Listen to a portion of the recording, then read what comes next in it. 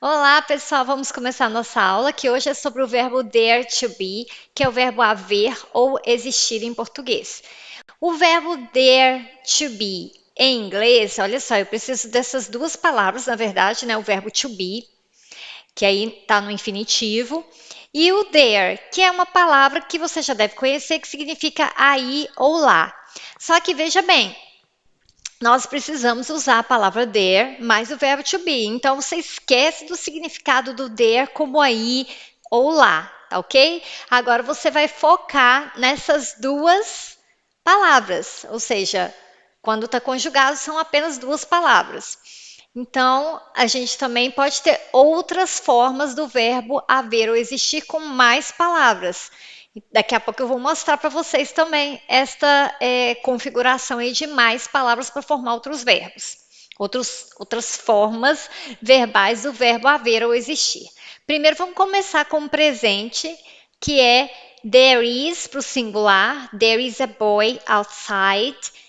Há um garoto lá fora. Se você quiser memorizar assim, tem um garoto lá fora, também não tem problema, porque a gente fala muito isso no português. É uma fala português do Brasil, algo bem coloquial, dizer tem, mas a gente sabe que a gente precisa escrever.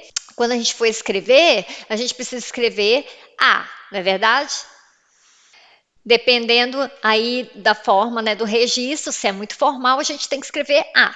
Então a gente não começa a frase com tem um garoto lá fora. E no plural nós temos a forma there are. There are some seats left. Há alguns assentos left, passado do verbo leave, que foram deixados aí, que estão sobrando.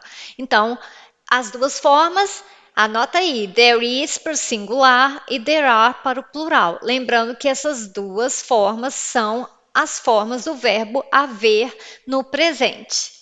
E agora, muito importante olhar isso aqui e ter atenção. Olha, there to be. There to be, eu sei, como eu já falei, que muita gente começa falando tem e na hora de falar no inglês vai pegar o verbo tem e vai trocar pelo verbo have. Isso é um erro que persiste muitas vezes com alunos assim que já estão lá no intermediário e continuam falando, às vezes até mesmo avançado, e continuam falando tem não sei o que, usando have. Porque está traduzindo, está pegando do português e colocando aí a tradução que a gente chama de literal, ou seja, substituindo apenas a palavra ter, né, o verbo ter pelo have. E quando a gente começa a falar uma frase assim, tem não sei o que, né, tem um restaurante legal perto da minha casa, na verdade eu estou dizendo que existe um restaurante legal perto da minha casa. Então eu preciso usar o verbo there to be, que é o verbo haver. There is a cool restaurant near my house. Então, a gente vai usar o verbo there is, né? Que é o singular, a forma singular que tem um restaurante apenas, ok? Então, muito cuidado quando você pensar assim, começar uma frase com tem, dá uma paradinha e pensa, será que é tem mesmo que eu preciso falar? Será que não é o verbo there is, there are? E agora a gente vai ter aí a forma interrogativa. Então, do there to be. Vou fazer uma pergunta, lembrando que essa forma aí de fazer uma pergunta com o verbo to be, ela persiste. Então, sempre que eu tenho o verbo to be numa frase, ele vai fazer a pergunta, ele vai lá para frente, né? Faz uma troca, uma inversão e eu pergunto: Is there any problem? Há algum problema ou tem algum problema, como a gente gosta de falar, né, no dia a dia? Are there good restaurants nearby? Tem bons restaurantes aqui por perto? Nearby significa por perto, por aqui, né? Aqui perto. Evite de falar aqui, porque aqui é exatamente onde você está, pode dar um sentido não soar muito bem. Você pode falar, Are there good restaurants around here? Né? Ao redor daqui ou nearby. Você pode até falar here, mas sei lá, às vezes soa meio estranho. Use as palavras nearby or around here. E a forma negativa, a gente tem There aren't any books left. Não há livros sobrando, quer dizer, left, que foram deixados aí, né, para alguém. Então, se você quiser traduzir o N, algum ou nenhum, não há nenhum livro sobrando também. Não há nenhum livro sobrando. É assim que a gente vai falar em inglês que não tem nenhum, nada, nada. There aren't any books left. There isn't any sugar. Não tem açúcar. A gente não tem açúcar. There isn't any sugar. Tem um jeito de falar diferente? Tipo, acabou o açúcar? Tem, mas isso fica para um outro momento a gente explicar esse outro jeito. Então, agora vamos focar no uso desse tem, não tem. Não tem açúcar, não tem café. There isn't any coffee. Eu tenho que colocar o N? Tem, porque acompanha melhor o substantivo, tá? Raramente você vai ouvir alguém dizendo there isn't sugar ou there isn't coffee. Eu preciso aí de uma palavrinha antes desse substantivo não contável. Já no caso do plural ali, não faz tanta diferença. There aren't books left. Ok? Mas quando você tem o substantivo não contável, que eu digo não contável, que você não conta um açúcar, dois açúcar, né? O açúcar, a coisa em si.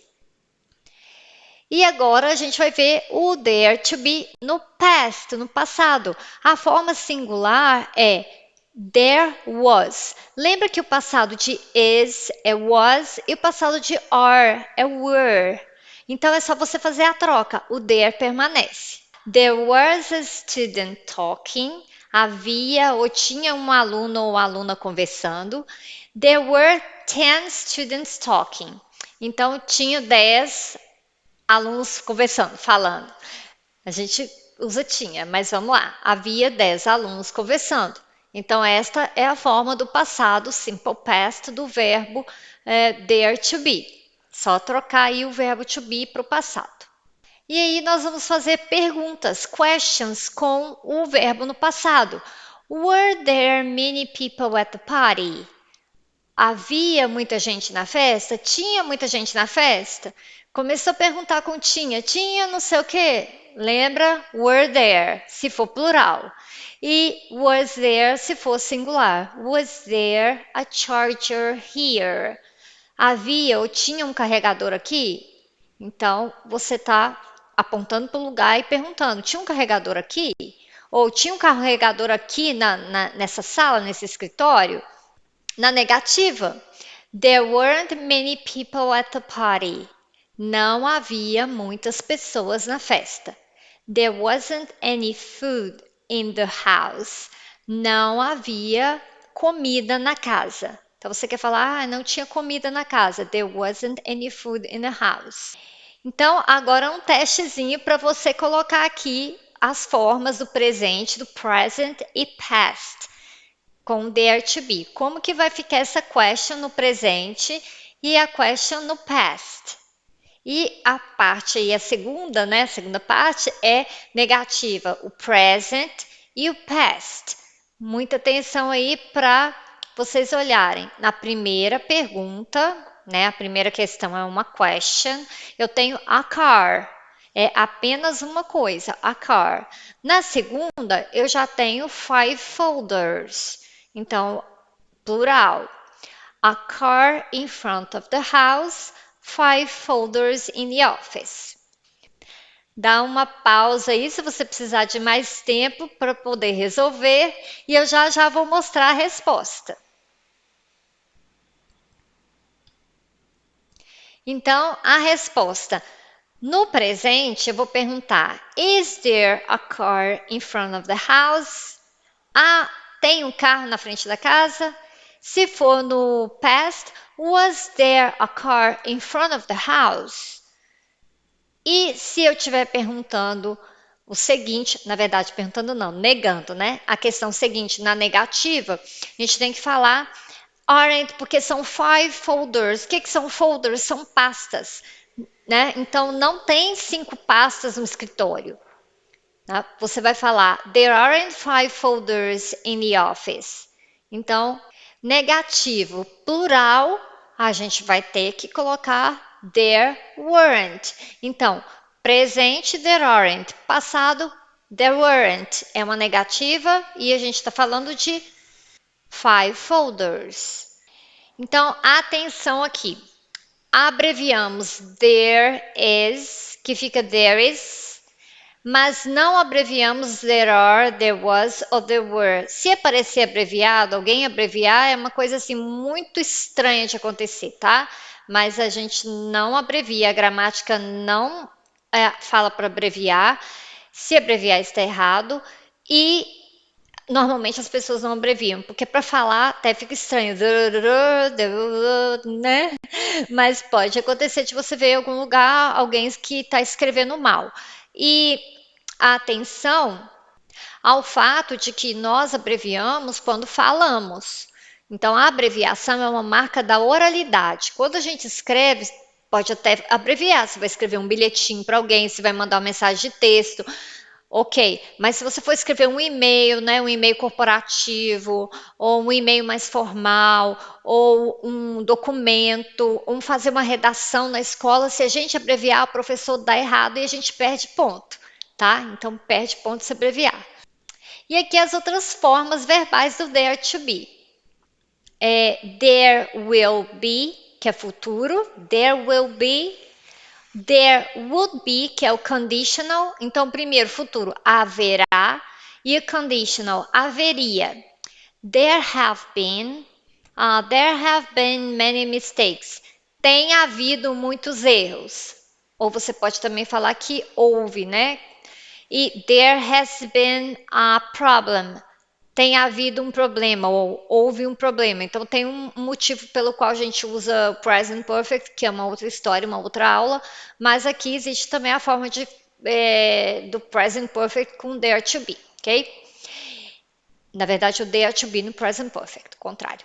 E there may be, there might be, there should be. Esses são os modais. Os modais são verbos especiais no inglês.